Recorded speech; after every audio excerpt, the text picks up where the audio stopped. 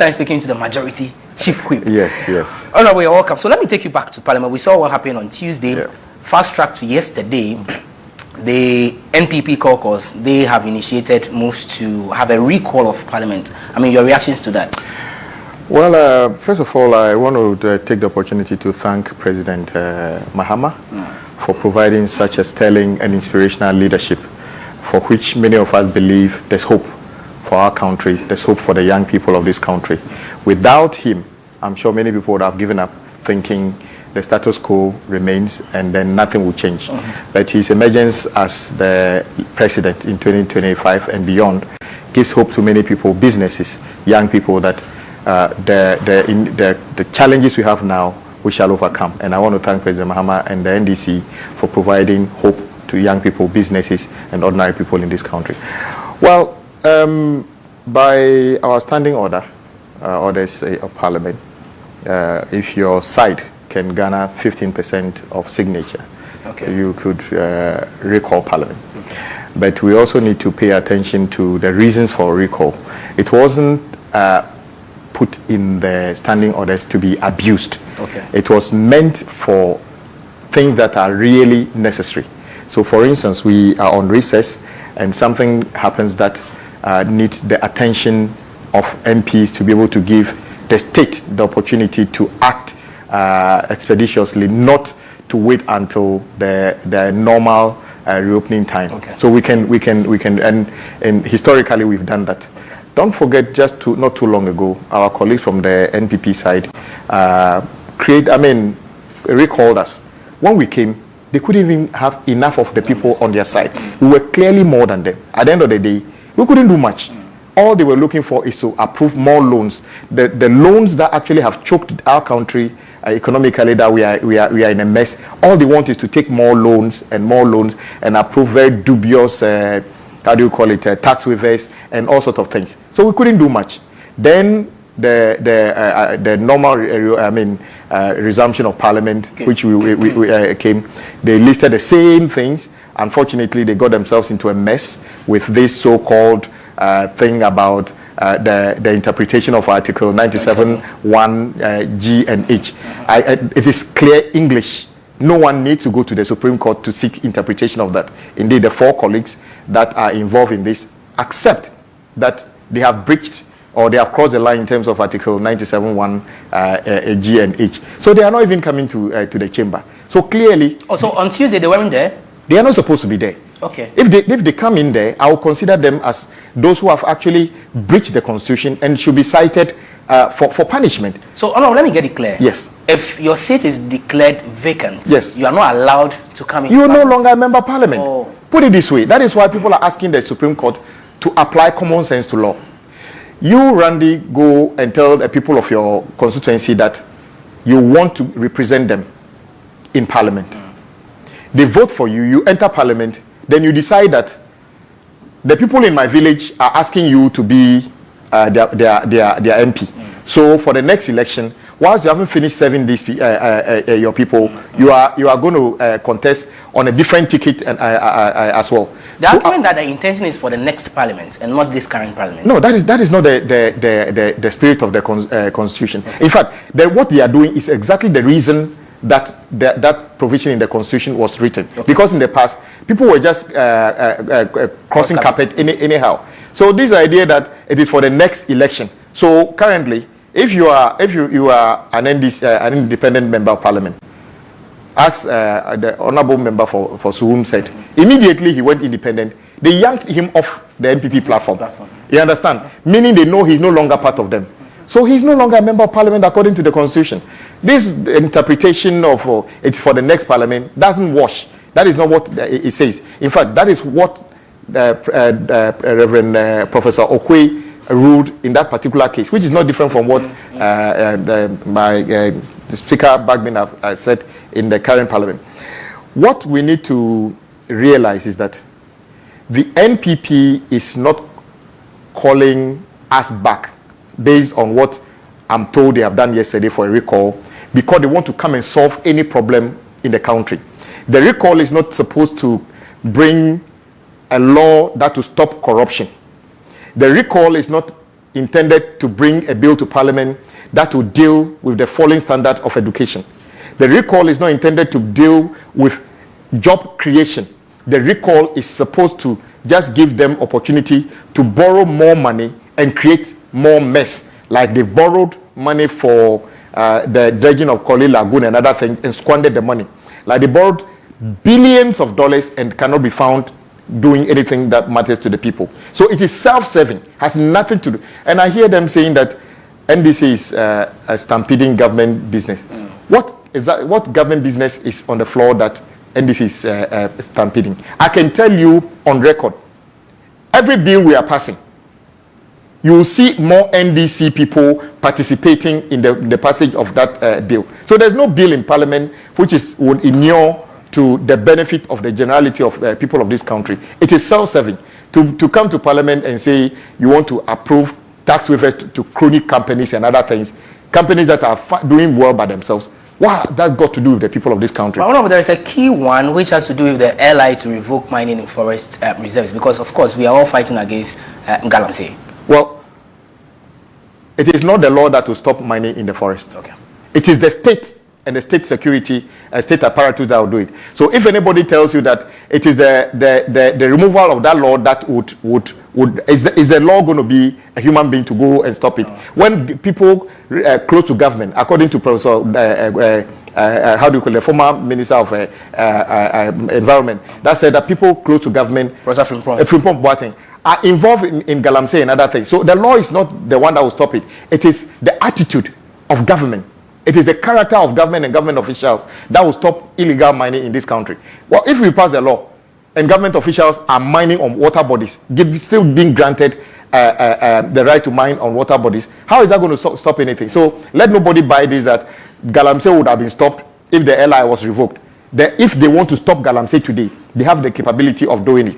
The speed at which they are able to get Supreme Court judges to sit down and do things, get the police to do other things, they could have done it. So it is not that law that is going to change anything. What should we expect in the coming days, quickly, before we head into the infrastructure aspect? Well, in the coming days, I expect all PCs on our side to return to the constituencies and work, submit themselves to those who voted for them, and to plead with them to renew their mandate, and especially vote massively for President Mahama and Professor Nana Jane Opoku-Agyeman as a team that will lead our country back to hope, back to reset the country for progress. So I'm hearing that there's a request for recall. It was also done in a very disrespectful and way. If a side has got a leader and a deputy leader and other things, if you want to do a recall, you do it with respect. Okay. I'm not saying my colleague, the deputy whip, is not a member of Parliament, but it is unusual that a caucus with a leadership will decide that a second deputy will be the one to put together that. If Mr. Speaker officially invites us back, I can guarantee you we shall be there in the chamber to do what is right. That is to prevent people from plundering our country into further debt and corruption and lack of inspiration in terms of everything. Will you still sit at the right side? As I sit here, I am the majority chief whip, and nothing is going to change that, because my 4 other colleagues have been expelled from Parliament based on Article 97(1) G and H. You can't be taken out of Parliament and then you can just walk back the following day. You need to probably go and seek the mandate from your that is a common sense understanding I have. So till the night of the 6th of January 2025, I, Kwame Agbodza, am the majority chief whip, and nobody is going to convince me that I'm anything apart from that. I'm grateful. Let's talk about the achievements chalked under the erstwhile John Mahama administration when it comes to infrastructure. Yeah. What did you leave behind for the NPP? Well, let me give you a snapshot of why President Mahama is indeed somebody you can associate with transformational infrastructure. The total appropriation bill in 2016 was just around 50 billion Ghana cedis. 2016? Yes. The entire appropriation bill. That is money from A to Z that government is supposed to use. Salaries, projects and everything was just $50 billion Ghana cedis. As we speak, the indebtedness or the commitment of road ministry alone is about 100 billion Ghana cedis. And much of this is not any value to the people of this country. Let me give you another example. Much of it is because from 2016, 2017, contractors have worked, raised certificates, they are not being paid. Unfortunately, when certificates remain unpaid, they attract interest. Yeah. So a chunk of what road ministry pays contractors in terms of when you hear they are paying, it's not even value to the contractor, not value to the state. It's interest on delayed payment. It can go as high as 48%. So if you hear them pay that they've paid 1 billion, sometimes 500 million is just interest on delayed payment. And many of those roads, because the contractors haven't been paid, they stop work, the roads deteriorate. So whenever they come back, they start work again. It's like running in a circle. But with the 50 billion, President Mahama has left projects completed, ongoing, that you can see. There are a number of interchanges that have been completed. Circle, Obechebi phase 1, how do you call it, motorway, end of the motorway, phase 1, and many others that were completed. And then, yes, of course, NPP came and did phase 2 of the Obechebi, and they are doing the second phase of the end of the motorway. But there is no single proper interchange in this country. Well, they consider the Tamale thing as an interchange. That has been started and completed. So, in comparison, you borrowed over 600 billion Ghana cedi, and you can only show a short span of interchange. When somebody within the shortest possible period can show you 6-7 interchanges done, except how do you call it, Pokwasi, which we secured funding and everything, of which they came to do, which is an NDC project. Out of that, if you go to Tema Port today, the NPS project, one of the ingenious ways of funding mega infrastructure projects.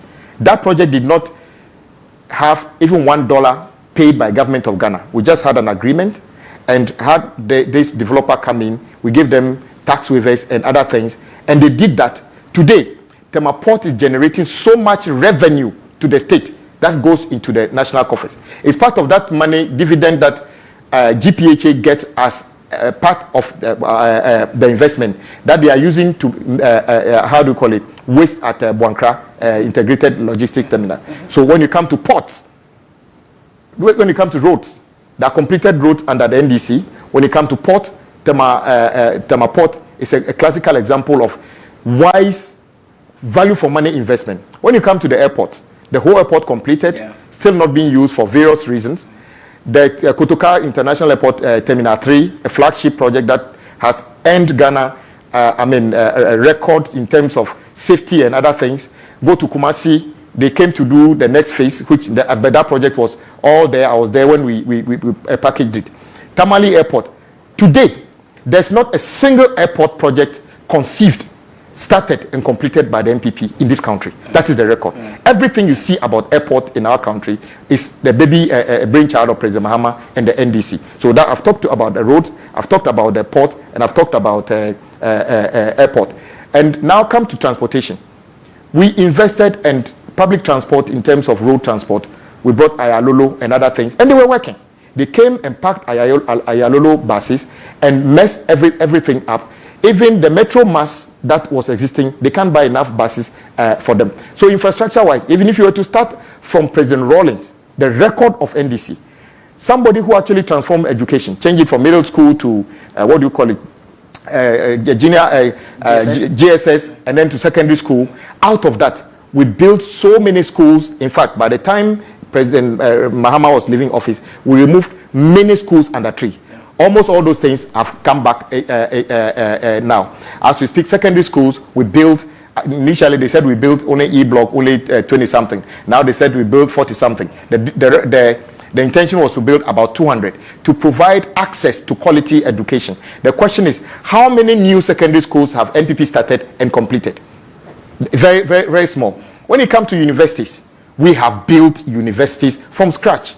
There was no public university in Volta region before NDC came to power. Today, a child can wake up, go to school in Adaklu, get to Ho, go to UHAS, and finish as a medical doctor and go back to Adaklu without stepping foot in Accra. A very, very, very transformational thing. Brown Hafo region that time didn't have a public university. All those things have been done. If you go to Tamale, we change, how do you call it, a school to UDS. The bottom line is that when you come to tertiary education too, the NPP has never started any public university from scratch and finished. They have actually tried to rename universities or convert certain things, but the record is that when it comes to education also the same way. Come to power electrification. Our record is unmatched.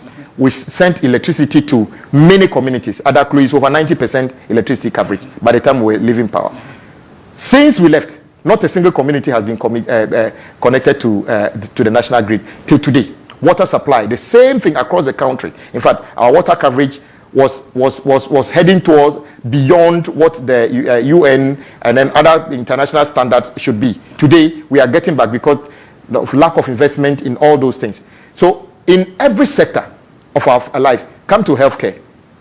The NPP, as we speak, is yet to prove how many hospitals they've started and completed. The other day I saw... There is Agenda 111. Agenda 111 is a tragedy. Healthcare is not politics. Healthcare is common sense and planning. So how many people are here? What are the resources? Then you base, and then what are the other supporting healthcare? So okay, we have cheap compounds, a certain number of health centers, a certain number of how do you call it, polyclinics. Oh, we need a district hospital, because you see, from stage to stage is referral. So if I have slight headache, there's no need for me to drive from Adaklu to Kolebu. My cheap compound near me can deal with it. If they can't deal with it, they send it to a proper health center, and then to a polyclinic, then maybe to Ho Municipal Hospital, then to Ho the teaching hospital. If they can, before they are looking for the UGMs of this world and Kolebu. But to just unilaterally say that I'm planting, how do you call it, a district hospital in every constituency, oh, they'll be happy about it. Yeah. But you even have the money, even the manpower to man those hospitals. You said that Dr. Baumia, don't forget, said he could build a 120-bed district hospital fully equipped for $3.5 million. Today, I challenge Dr. Baumia, have you built any district hospital fully equipped worth its salt for even $10 million? They haven't. So out of a knee-jerk reaction, they decided to do Agenda 111. Dotted construction sites across the country, they are not completed. Because initially when they said 3.5 million, they awarded them for $17 million. And at the time of the award, you notice that the circumstances for the award is even another whole issue to be discussed on another day. Many of the projects were awarded at the office of the chief of staff. The consultant himself, who was supposed to do this, as of the time he became a consultant for Agenda 111, was not qualified to practice as a consultant in our country. So it's another thing to be dealt with one day. So Agenda 111 is a mess. It is not a solution for healthcare. It was a political tool which has gone really bad. That is why you see a lot of construction sites dotted across the country. To do this, you will need systematic planning and funding to be able to deliver these hospitals. Unfortunately, this will become a burden on President Mahama and the NDC government. And as he promised, as part of the 10 billion big push and other things, we'll find ways as and when resources are available to complete ongoing projects to the benefit of the people of this country. Very well. So quite a number of things you have done before you left power in 2016 as well. And the records are there, as you mentioned. But let's talk about what the NDC will inherit in 2025. Well, NDC would inherit the biggest mess Ghana has ever seen. An economy that is almost collapsed. Productivity very low because of low morale of workers in our country. An economy that is unable to pay its debt. Today, the dollar to the cedi is running towards 17 cedi per dollar. Yeah. But don't forget, it is simply because we are not paying anybody we owe. If Ghana were to be paying the billions of dollars we owe our development partners and other things, the dollar would have been more than 26 cedis to the cedi would have been more than 26 cedis to the dollar. So we are going to inherit an economy in a mess. We are going to inherit every sector in a mess. Education sector with low morale of teachers, education sector with so many complications where people come out of schools with certificates that other people are running away from, a situation where people go to certain schools and we hear the news items of people trying to aid schools to cheat in exams, so it means that the certificates are questionable. We are going to inherit a country where unemployment of especially the youth is the highest ever since the creation of Ghana.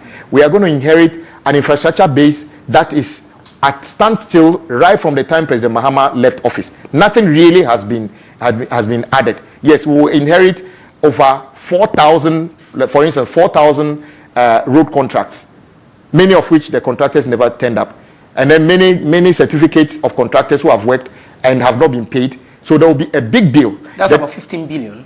Well, I mean, yeah, what we owe contractors right now is about 15 billion. But don't forget that figure is not static. Okay. Today, other people would have sent certificates in there. Once in a while, government will say they are paying part. But the rate at which the certificates are coming in is more than how much is being paid off. So we are going to inherit that much mess. We are going to inherit a country whose security apparatus is terribly compromised by the clandestine and deliberate politicization of the recruitment of people into sectors that ought to have been purely professional. When you see, for instance, don't you get scared when in 2020 election, people dressed in certain uniform belonging to certain state security apparatus gunned down 8 of our compatriots, and today nobody's arrested. When you're walking around, don't you fear that are these people still in the forces and other thing? Where are they? So we are going to inherit a security apparatus that has got very terrible individuals amongst them. I agree. The vast majority of our security agencies, men and women in uniform, are very law-abiding, professional, and want to do their work. But those ones are not allowed to do their work. They rather put politically motivated people ahead of them because of the political interest. So we need to weed out and make sure that the security apparatus, we can all respect them and trust that they will do the good job. For me, we are going to inherit a judiciary that even members of the judiciary feel uncomfortable about. As my senior colleague, Kandapa, now the Minister of National Security, says, if you continue giving judgment this way, the people will think that you are just in bed with us. So the average person goes to court today, doesn't know what to expect. And as the former Attorney General said, the judiciary has become so predictable. It's NDC. They are going to rule against you and things like that. There will be the need for the judiciary itself to do self-introspection, to see how we can all help them regain that image that will say that when I go to court with you on a matter, whether I lose or win, it is the fair interpretation of what the law is. But when you have a judiciary where Supreme Court can sit down and basically outlaw your right to be citizen, in the case of which they ruled that a Ghanaian birth certificate is not proof of your ID and proof of your nationality, which I call a very warped. It is not based on any law. It was politically motivated, as far as I'm concerned, because of Jachekweshin's case. Till today, guess what? When we were vetting the current Chief Justice, and then I raised the issue and say, what shows you are Ghanaian? What she sent to Parliament as proof of this was a birth certificate. On that birth certificate was written clearly a Ghanaian. The same people who sat and said that you cannot prove your citizenship by birth certificate are using birth certificate to prove their citizenship. So I think there will be a plethora of broken things that needed to be reset. That is the whole point of President Mahama's agenda to reset our country on all fours. Now, I am worried because the challenges are enormous. Yeah. How do you intend righting these wrongs in the next NDC administration? Well, in everything you do, leadership is not about doing the obvious or doing what anybody can do. If that was what leadership was about, then anybody can be a leader. That is what distinguishes an inspirational and achieving leader from any Joe Block who thinks he's a leader. Yes, the challenges are enormous and are daunting and are even scary sometimes. But I have full confidence in the personality of President Mahama and the NDC, the people who will be supporting him, to take every challenge as another opportunity to excel as a people. There was a time in this country when almost all other majority of African countries were under one form of colonization and other things, until we stood up under President Dr. Nkrumah and said that we want to be on our own. And when we did, other people followed us. There was a time when we decided we'll be self-reliant, and then we shall make cocoa the backbone of our country. And cocoa was doing very well. 1 million tons by the time we left office. Cocoa was bringing in $1.5 billion to the economy. Today, Ghana can't even sell cocoa. Today, Cote d'Ivoire has overtaken us in terms of cocoa and other things. So yes, the task is daunting, but President Mahama has got what it takes to turn things around and reset our country. So we see the problem, and we see opportunity in those problems as well, to provide leadership that can be relied upon by our people, to inspire our people, that irrespective of what we've been here before. We've been around when in 1981, 1983, drought, the Nigerians threw us out because how do you call it? Buzia threw the Nigerians out somewhere. Shehu Shagari retaliated and threw Ghanaians out. Many people came with what? Ghana must go. Yeah. Some people came out with sound system. Yeah.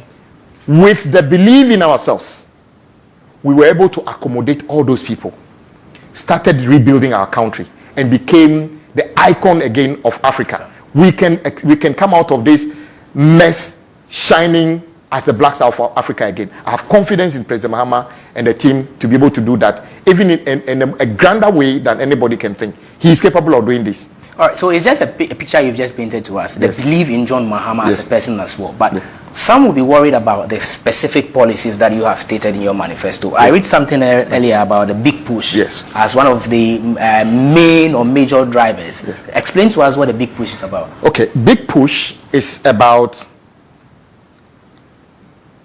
putting together a certain number of things that government need to do in terms of transformational infrastructure. So the 10 billion is supposed to be the startup. One, to address critical infrastructure that has come to a standstill over the years, that needed to be completed urgently for the benefit of the people. That is, it could be roads, it could be hospitals, it could be schools, it could be anything. And people think when we say big push 10 billion, we are talking about that is the pot available to spend. No, I'll give you an example. Tema Port was probably more than $1 billion to build the MPS project. Government didn't put in anything. We just created the enabling environment to do that. In fact, if we had lasted in power, the Accra Tema Motorway would have been constructed by the same developer without government putting in one city. So it would be a combination. So there were actually plans for that? Of course. Of course. It could have been completed without any city. Today, we are being told we are supposed to pay $600 million for 19 kilometers of road and few flyovers over it. It's another thing to discuss on another day. So the big push would also activate some transformational projects in roads, healthcare, and other things. An example, currently if you are to be transporting goods from Nigeria to, let's say, Ivory Coast, you will need to traverse the full breadth of east to west of Ghana. You will necessarily have to go through Tema and Accra.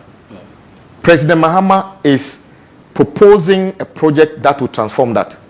That project will mean that when you get to somewhere like Chopoli, he's proposing to build an outer loop around Accra that will make sure you don't even go through Accra. You go all the way about 107 kilometers outside of Accra. And it means that you don't have to be stuck in traffic. You spend less time. You burn less fuel. It is more value to you. Your goods can get to your customers in record time, whether you are in central region, western region, and other thing. And imagine the potentials of creating another growth area around that side, around that place. Factories, I mean, new homes and other things. So that is one of them. We need to do that in Kumasi. We need to do that in Takoradi and other things. So those are some of the things that the big push is talking about. But there are also other ones like railway project. Today, if you watch, much of some of the mineral, manganese and other things are to the western side of the country. Currently, they mine manganese, we haul it on the roads and take it to Takoradi for export. The railway master plan that President Mahama is talking about is to link mining areas directly to the port, not only for export but also to create industrialization hub around the port, so that we can hold those minerals. If we have investors, they can process those things to a certain degree before we export them. It is also an alignment that can have the possibility of tapping our Sahel neighbors. Côte d'Ivoire uses, Burkina Faso uses part of our port for some critical goods. Imagine we have a Western Railway project which taps or links our mineral resources, links part of the northern regions that produces a lot of agricultural products, and we can do that even bypass and link part of Côte d'Ivoire towards the top. It will create a lot of job and opportunities. It would unlock many of our mineral resources that are now, Honorable Ato Forson will tell you that there are resources we have which we cannot tap because we don't have the linkages to deal with them. So both road and rail infrastructure, those projects under the big push would be able to unlock the potential to create jobs and to make revenue to the state and other things more easier than what we have currently. So that's what the big push intends to do? Yes, the big push is supposed to do a lot, especially to create opportunities, industrialization, and jobs for young people. It's very critical to President Mahama. Every single step we take, we must see how that actually creates an opportunity for a young woman, a young man, and a Ghanaian businessman to thrive and to build the country that we all want. Honorable, and again, as a young man, I'm worried